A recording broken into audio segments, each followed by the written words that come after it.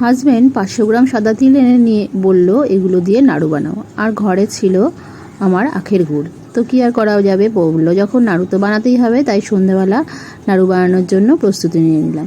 এখানে কড়াই বসিয়ে দিয়েছি, কড়াইয়ের মধ্যে তিলগুলো সব দিয়ে দিলাম। তিলগুলো এবার ভেজে নেব।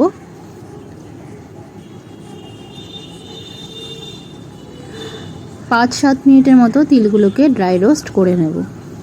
তিলগুলো হয়ে গেছে আমার ড্রাই রোস্ট করা, এবার এগুলোকে তুলে নেব। এবার কড়াইয়ের মধ্যে দিয়ে দিলাম সামান্য একটু জল, যেহেতু আখের গুড়গুলো ডেলা গুড়, তাই সেটা গলানোর জন্য অল্প একটু জল দিলাম। এখানে আমি 5টা গুড়ের ডেলা দিয়ে দিলাম। এবার গুড়টাকে ভালো করে গলিয়ে নিয়েছি।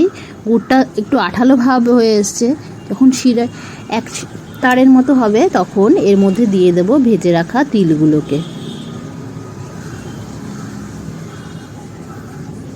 গুড়টা ভালো করে পাক করে নিতে হবে। গুড়টা ভালো মতো আমার পাক হয়ে গেছে, এবার ভেজে রাখা তিলগুলো এর মধ্যে দিয়ে দিচ্ছি। তিলগুলো গুড়ের সাথে মেশানোর পর দেখছি গুড়টা অনেকটা বেশি হয়ে গেছে। আর ঘরে আমাদের ছিল ওয়াটারমেলন সিড, পামকিন সিড, আর কি ছিল তিসি সামান্য, ওগুলো ড্রাই রোস্ট করা ছিল, আর কিছু ভাজা চিনেবাদামও ছিল। সেগুলো এর মধ্যে দিয়ে সমস্ত কিছু দিয়ে ভালো করে মিশিয়ে নিয়েছি। এগুলো দেওয়ার পর গুড়টা ঠিকঠাকই ছিল।